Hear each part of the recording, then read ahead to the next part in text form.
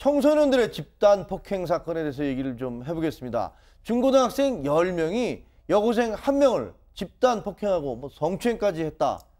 이 사건도 정말 거의 엽기적이라고 말씀드려야 될 수밖에 없는 게, 이 학생들이 한 5명가량이 노원구에는 한 노래방에서 저녁 7시쯤 폭행을 시작을 합니다. 노원구요? 네, 그건 관악하고는 반대쪽에 있는 거죠. 그 노래방에서 1시간 동안 폭행을 하다가 이 여학생을 관악산으로 끌고 갑니다. 그때부터는 남녀 학생 8명가량이 둘러싸고 그 다음날 새벽까지 폭행이 이어진 겁니다. 그러니까 산을 내려온 게 그 다음날 6시에서 7시쯤이니까 사실상 12시간 동안 끌려다녔던 거거든요. 그러니까 10명이 산으로 1명을 끌고 가서 밤새 폭행을 했다? 그렇습니다. 대여섯 시간 정도 폭행을 한 것으로 보이고, 그나마 거기서 끝났던 게 아니라 사실은 그 학생들 중에 한 사람 집으로 이 피해 여학생을 데리고 갔던 겁니다.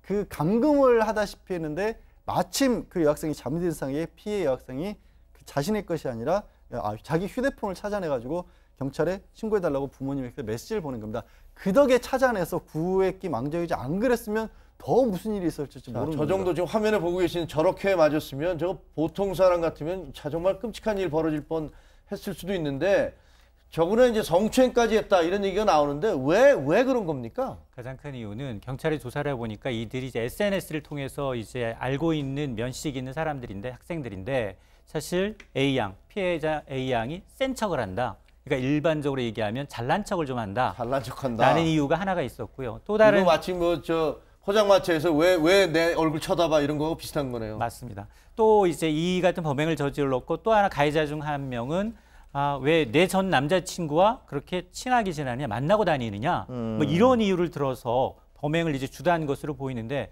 근데 피해 학생의 상태가 굉장히 심각합니다. 상태가 심각해요? 그렇습니다. 발견 당시서부터도 이제 자기 힘으로는 서지도 못하고요.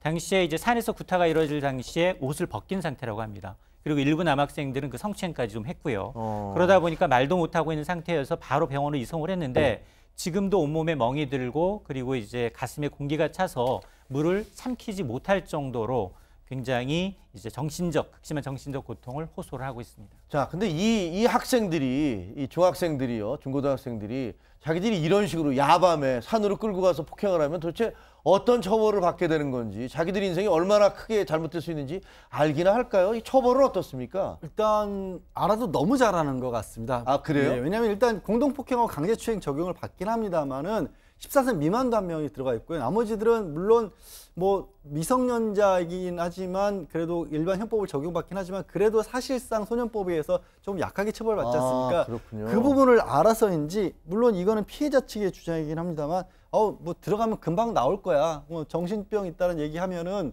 뭐 그냥 풀어준다더라 라는 얘기를 지금 가해 학생들이 하고 있고, 이것도 뭐 확인된 건 아니고 그냥 일방적인 얘기겠지만 나 우리 아버지 조직폭력배야, 뭐 이런 정도는 아무것도 아니야, 뭐 이런 식의 얘기들 하고 반성하는 모습을 아직까지는 찾을 수가 없었다.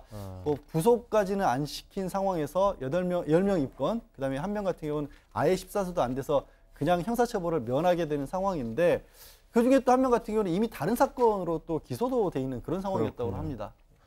자, 저러다 보니까 이게 소년법에 의해서 이 청소년 폭행이 너무 약한 처벌 아니냐, 그래서 국민청원 게시판에 소년법을 개정해야 된다 이런 얘기들이 올라오고 있다는 거죠. 사실 최근 들어서 뭐 부산에서든 서울에서든 굉장히 중고등학생이 연루된 폭행 사건이 많습니다. 그것도 이제 성인들을 좀 기억하게 하는, 기염하게 하는. 근데 요즘 같으면은 청소년들이 신체 발육 상태가 굉장히 좋잖아요. 맞습니다. 그래서 뭐 어른 뺨치게 몸이 좋은데 중학생만 돼도. 그래서 이제 현재 우리나라는 이제 미성년자 처벌 시 건전한 어떤 성장 기회를 제공한다라는 취지에서 소년법을 적용을 하고 있습니다. 만 10세 이상 14세 미만의 경우에는 이제 촉법 소년으로 분류가 돼서 형사 책임이 이제 없고요. 만 19세 미만의 경우에는 형량을 좀 낮추도록 하고 있는데, 근데 문제는 최근 들어서 이렇게 강력범죄가 좀 도를 넘어서고 있다는 겁니다. 네. 이 경찰청의 이제 4대 강력범죄 동향을 보니까 최근 5년 동안 청소년이 거의 뭐 하루에 9건꼴로 강력범죄를 치르고 있다. 이 때문에 이제 소년법에 대한 어떤 개정 청원하는 목소리가 계속